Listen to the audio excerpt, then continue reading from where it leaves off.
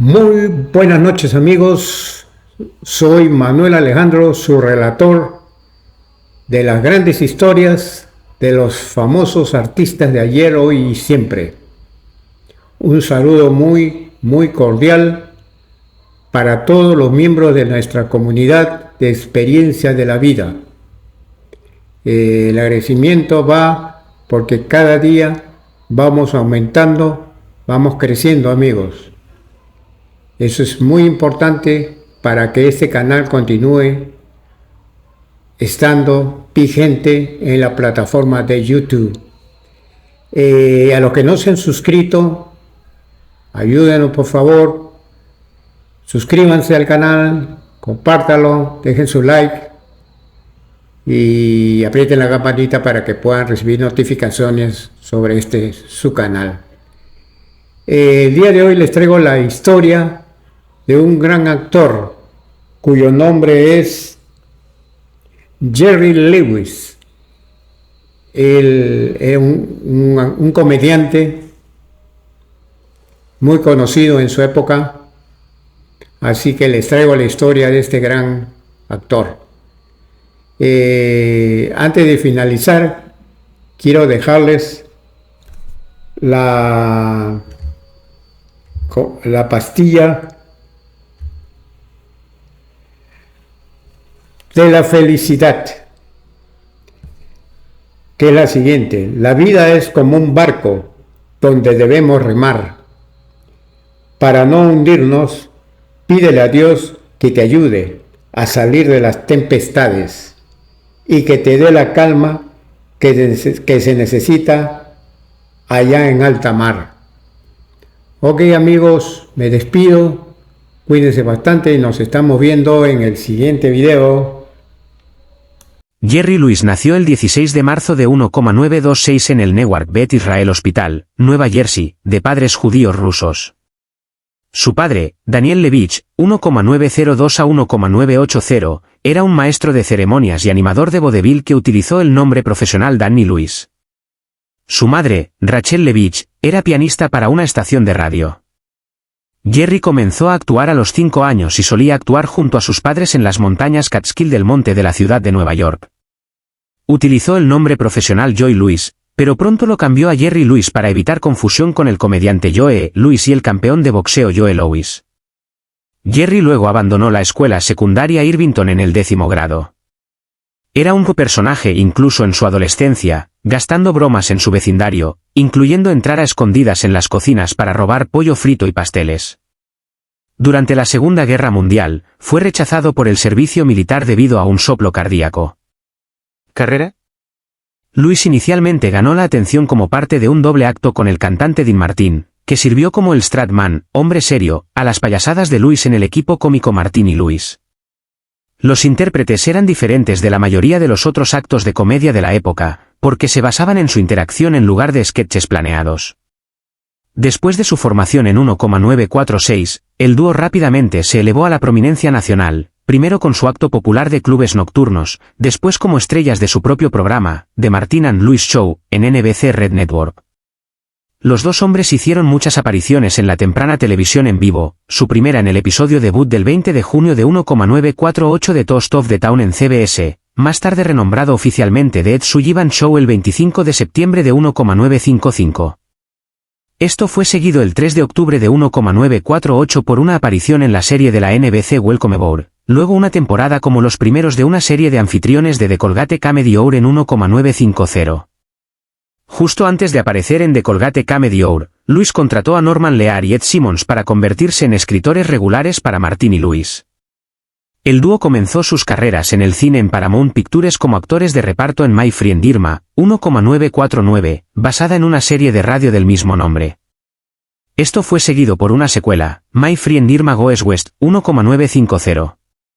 Comenzando con At War with the Army, 1950, Martin y Lewis fueron los protagonistas de sus propias películas en 14 títulos adicionales, That's My Boy, 1951, Vaya Par de Marinos, 1952, Locos del Aire, 1952, apareciendo también ese mismo año en la película de Bing Crosby y Bob Hope, Camino a Bali en Cameos, El Cómico, 1952, El Castillo Maldito, 1953, Que par de golfantes, 1,953, El jinete loco, 1,953, Viviendo su vida, 1,954, El rey del circo, 1,954, Un fresco en apuros. 1,955, Artistas y modelos, 1,955, y Juntos ante el peligro, 1,956, terminando con Loco por Anita, 1,956. Todas las 16 películas fueron producidas por Albe Wallis. Atendiendo a la popularidad del dúo cómico, DC Comics publicó las historietas de Adventures of Dean Martin and Jerry Lewis de 1,952 a 1,957. En 1,954, el equipo apareció en el episodio 191 de What's My Line, como invitados misteriosos. Conforme los papeles de Martin en sus películas se hicieron menos importantes a través del tiempo, la sociedad con su colega estuvo bajo tensión. La reducida participación de Martin se convirtió en una vergüenza en 1,954 cuando la revista Look publicó una foto publicitaria del dúo para la portada de la revista, pero cortó a Martin. La sociedad terminó en julio de 1,956. Tanto Martin como Lewis siguieron con rotundo éxito sus carreras en solitario, y ninguno de los dos comentó la separación ni consideró una reunión del dúo, aunque Martin, gentilmente, llamaba a Jerry para desearle éxito en los proyectos que emprendía. Posteriormente, tuvieron una aparición pública conjunta en 1961, pero no volvieron a actuar juntos en un escenario hasta un mini show benéfico en la Teletón de distrofia muscular en 1976. Allí, su amigo Frank Sinatra llevó a Martin como invitado sorpresa. En un ambiente eufórico, Lewis murmuró, «Ni siquiera supe por qué nos separamos», a lo que un sonriente Martin susurró, «para que pudiéramos crecer». Como dúo, quizá habrían caído en la decadencia al cumplir un inevitable ciclo. Finalmente, revitalizaron su amistad a finales de la década de 1980, después de la muerte del hijo de Martin, Dean Paul Martin, en 1987. Fueron vistos juntos en el escenario por última vez en 1989, cuando Martin realizaba su última actuación en vivo en Bally's Hotel and Casino en Las Vegas. Lewis llevó un pastel por el cumpleaños número 72 de Martin, le cantó «Cumpleaños feliz» y bromeó, «¿Por qué rompimos?». «Nunca lo sabré», a lo que Martin, sonriente, le respondió, «Para crecer». Después de su separación de Martin, Lewis y su esposa Patty tomaron unas vacaciones en Las Vegas para considerar la dirección de su carrera. Sentía que su vida estaba en un estado de crisis, no podía poner un pie delante del otro con confianza, estaba totalmente nervioso de estar solo. Mientras estaban allí, recibió una petición urgente de su amigo Sidney Luft, esposo y manager de Judy Garland, diciendo que ella no podía actuar esa noche en Las Vegas debido a una faringitis estreptocócica, y pidiéndole a Lewis que la reemplazara. Sin embargo, Lewis no había cantado en un escenario desde que tenía 5 años, 25 años antes. Pero apareció ante la audiencia, haciendo bromas, mientras Garland lo observaba desde un costado. Luego interpretó una canción que había aprendido en su infancia, Rockabye Baby, junto con Come Rain or Come Shine. Lewis recordó, «Cuando terminé, el lugar explotó, salí del escenario sabiendo que podía hacerlo por mi cuenta».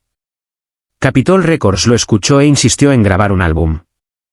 El álbum, Jerry Lewis Just Sings, alcanzó el número 3 en las listas de Billboard, permaneciendo cerca de la cima durante 4 meses y vendiendo 500,000 copias. Después de cantar en shows en vivo, empezó a actuar regularmente en el Sands Hotel en Las Vegas a partir de finales de 1956, lo que marcó un punto de inflexión en su vida y carrera. El Sands lo firmó por 5 años para realizar 6 semanas de presentaciones anuales, pagándole lo mismo que le pagaban al dúo Martin y Lewis. Apareció en su primer programa de televisión en solitario para NBC en enero de 1957, seguido por actuaciones en clubes de Miami, Nueva York, Chicago y Washington. En febrero, siguió a Judy Garland en el Palace Theatre de Nueva York, su socio Martin lo llamó durante este periodo para desearle la mejor de las suertes. «Nunca he sido más feliz», dijo Lewis. «Tengo paz mental por primera vez». Lewis se elevó al estrellato como un acto en solitario en televisión y películas, comenzando con la primera de 6 apariciones en What's My Line, de 1956 a 1966, luego protagonizó un episodio de Star Time. Lewis permaneció en Paramount y se convirtió en una estrella de comedia por derecho propio con su primera película en solitario, The Delicate Delinquent, 1957. Mientras tanto, DC Comics publicó una nueva serie titulada The Adventures of Jerry Lewis, que se extendió de 1957 a 1971. En colaboración con el director Frank Taslin, cuyo antecedente como director de la serie de dibujos animados Looney Tunes de Warner Bros. Se adaptaba al humor de Lewis, protagonizó 5 películas más: The Sad Sack, 1957, Rockabye Baby, 1958, The High Savoy, 1958, Don't Give Up the Ship, 1959, e incluso apareció no acreditado en Lyle Abner, 1959. Al finalizar su contrato con el productor Albe Wallis, Lewis había producido varias de sus propias películas. En 1959, firmó un contrato con Paramount Pictures y Jerry Lewis Productions, especificando un pago de $10 millones, más el 60% de los beneficios de 14 películas durante un periodo de 7 años. En 1960, concluyó su contrato con Wallis con Visit to a Small Planet, 1960, y completó su propia producción, Cinderfella, que fue pospuesta para su lanzamiento en Navidad de 1960. Paramount, necesitando una película para su calendario de verano de 1960, lo obligó a producir una rápidamente. Lewis continuó su carrera con The Bellboy, 1960.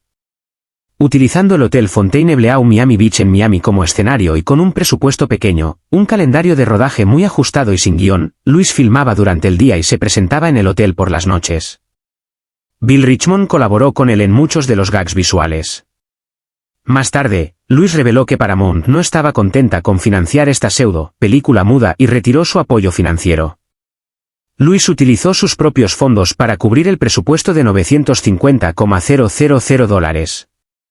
Durante la producción, Lewis fue pionero en la técnica de usar cámaras de vídeo y múltiples monitores de circuito cerrado, lo que le permitió revisar su interpretación en tiempo real. Esta técnica, documentada en su libro y enseñada en su clase de USC, le permitió completar la mayoría de sus películas a tiempo y bajo presupuesto, popularizando la práctica, aunque no fue su inventor explícito. Lewis siguió a The Bellboy dirigiendo varias películas más que coescribió con Taslin, incluyendo The Ladies Man, 1961, The Errand Boy, 1961, It's Only Money, 1962, y El Profesor Chiflado, 1963.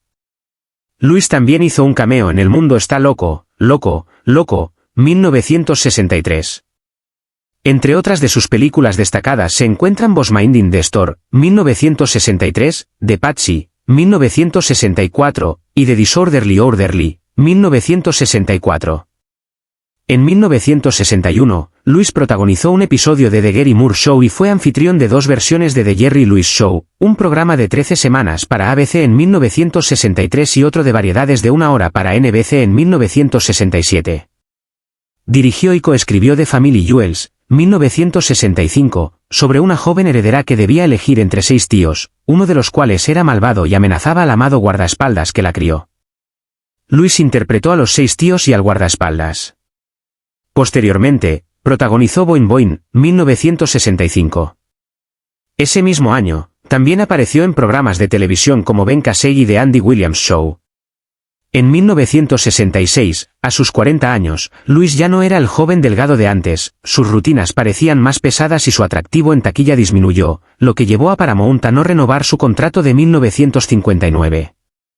Sin desanimarse, se unió a Columbia Pictures y filmó Triona Coach, 1966, seguido por Way Out, 1966, para 20ª Century Fox. Durante ese año, Lewis también apareció como invitado en programas como Batman, Password y un piloto llamado Sheriff Who. Continuó su carrera con películas como The Big Mouth, 1967, y Don't Rise the Bridge, Lower the River, 1968. Lewis fue invitado en un episodio de Playboy After Dark y protagonizó Oak, Line y Sinke, 1969. Durante varios años, enseñó una clase de dirección de cine en la Universidad del Sur de California en Los Ángeles, donde tuvo estudiantes como George Lucas, cuyo amigo Steven Spielberg asistía ocasionalmente a las clases. En 1968, proyectó la película temprana de Spielberg Gambling, y les dijo a sus estudiantes, esto es de lo que se trata el cine. En 1970, Lewis apareció en The Red Skelton Show y dirigió un episodio de The Bold Ones. También fue parte de un episodio de The Engelbert Humperdinck Show. Más adelante, dirigió y realizó su primera interpretación de voz en One More Time, 1970, protagonizada por Sammy Davis Jr. Además, produjo, dirigió y protagonizó Which Way to the Front, 1970. Luego trabajó en la inédita El día que el payaso lloró, 1972, un drama ambientado en un campo de concentración nazi. Aunque rara vez habló de esta película, admitió que problemas financieros y la insatisfacción con el resultado final llevaron a su cancelación. En 1973, Lewis fue invitado en The Dick Cavett Show y más tarde apareció en Celebrity Sportsman en 1974. Protagonizó un renacimiento del musical El Zapoppín, con Lynn Redgrave en 1976, aunque la producción cerró antes de llegar a Broadway. En 1979, fue anfitrión invitado en Circus of the Stars. Después de una ausencia de 11 años, Lewis regresó al cine con Harley Working, 1981, película que dirigió y protagonizó. A pesar de las críticas negativas, recaudó $50 millones. Posteriormente, apareció en la película de Martin Scorsese El rey de la comedia, 1983, interpretando al anfitrión de un late night show acosado por dos fanáticos obsesivos, interpretados por Robert De Niro y Sandra Bernhard.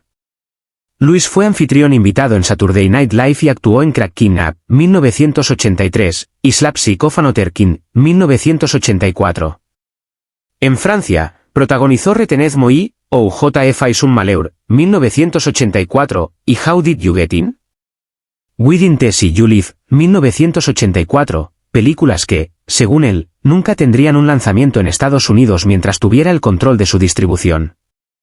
Además, en 1984, un programa de entrevistas sindicado conducido por Lewis fue cancelado tras solo 5 episodios.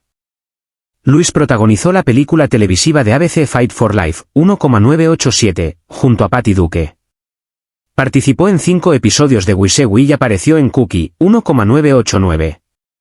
Tuvo un cameo en MR Saturday Night, 1992, y, en 1993, apareció como invitado en un episodio de MA de About You, interpretando a un multimillonario excéntrico. Debutó en Broadway como reemplazo en el papel del diablo en un renacimiento de Damn Yankees, coreografiado por Rob Marshall, mientras protagonizaba la película El sueño de Arizona, 1994, como un vendedor de automóviles. Después, interpretó al padre de un joven comediante en Funny Bones, 1995. En 2003, prestó su voz al papá del profesor Frink en un episodio de Los Simpson, y en 2006, apareció como invitado en un episodio de Law & Order, Special Victims Unit interpretando al tío de John Munch. En 2012, Lewis dirigió una versión teatral musical del profesor chiflado en el Tennessee Performing Arts Center en Nashville, del 31 de julio al 19 de agosto durante el verano. En Brasil, Lewis apareció en Até que a sorte nos separe, 2013. Luego interpretó un pequeño papel en el drama criminal de Trust, 2016. Lewis regresó a un papel principal en Max Rose, 2016. Popularidad en Francia. Lewis ha mantenido su popularidad en Francia, evidenciada por el elogio constante de los críticos franceses en la revista de cine Cahiers du Cinéma, gracias a su absurda comedia. Ganó reputación como un auteur que tenía control total sobre todos los aspectos de sus películas, comparable a Howard Hawks y Alfred Hitchcock.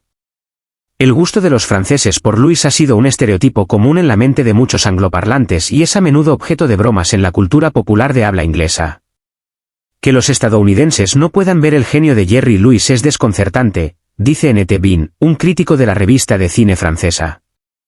Este desconcierto fue la base del libro Why the French Love Jerry Lewis. Lewis como anfitrión del Teletón de la MDA en 1981. Durante toda su vida adulta y carrera, Lewis fue un humanitario de renombre mundial que apoyó la recaudación de fondos para la investigación de la distrofia muscular. Hasta 2011, sirvió como presidente nacional y portavoz de la Muscular Dystrophy Association, MDA.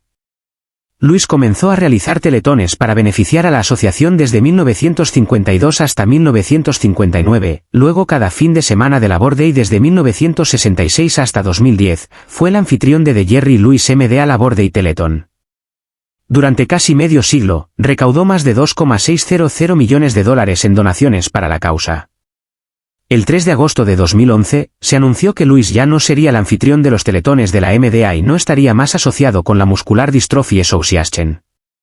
El 1 de mayo de 2015, se anunció que, debido a las nuevas realidades de la televisión y la donación filantrópica, el teletón sería descontinuado. En 1969, Louis aceptó prestar su nombre a Jerry Louis Cinemas, ofrecido por la National Cinema Corporation como una oportunidad de negocio de franquicia para interesados en la exhibición de películas. Las salas de cine podían ser operadas por solo 2 personas, gracias a la automatización y al apoyo del franquiciador en la programación y otros aspectos de la exhibición. Un precursor de las salas más pequeñas típicas de los complejos modernos, un Jerry Louis Cinema era promocionado como un mini teatro con una capacidad de 200 a 350 personas. Además del nombre de Louis, cada cine llevaba un logotipo con un dibujo animado de su perfil. Inicialmente se otorgaron franquicias en 158 territorios, con una tarifa de compra inicial de $10,000 o $15,000 dependiendo del territorio. Por $50,000 se ofrecía una oportunidad de dirección de área, permitiendo a los inversores controlar las franquicias en un territorio específico.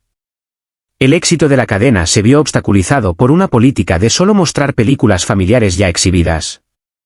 Finalmente, se permitió proyectar películas más competitivas, pero tras una década, la cadena fracasó y tanto Louis como la National Cinema Corporation declararon bancarrota en 1980.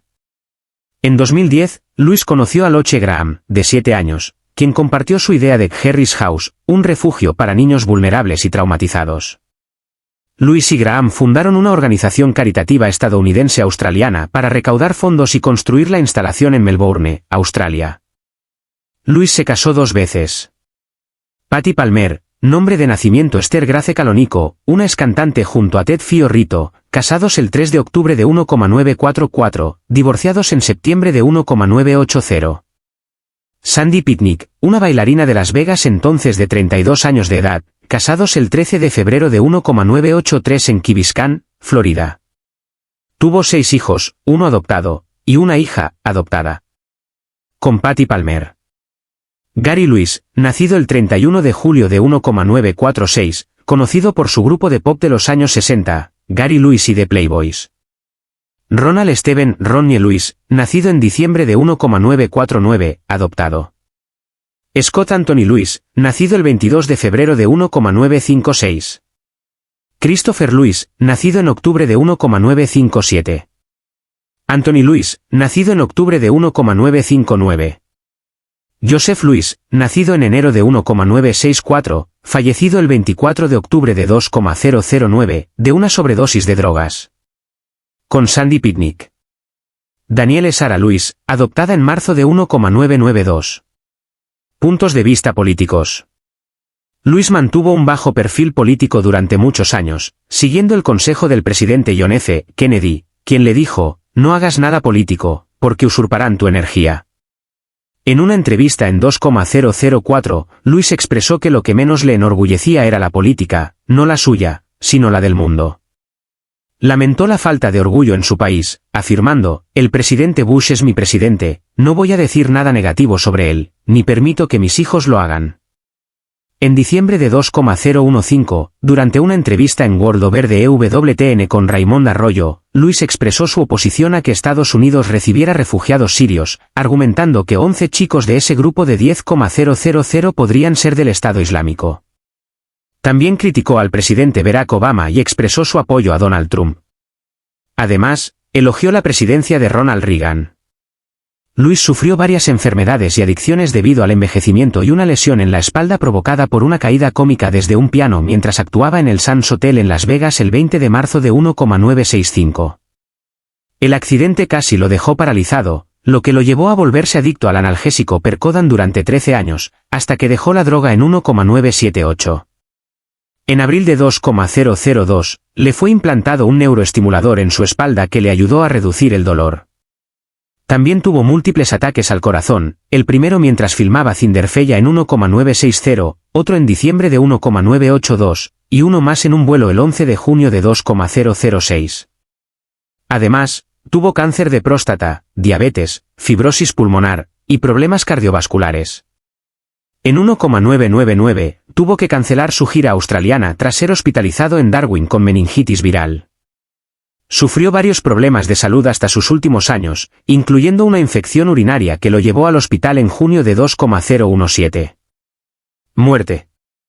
Louis murió en su casa en Las Vegas, Nevada, a las 9:15 de la mañana, PDT, el 20 de agosto de 2017, a la edad de 91 años.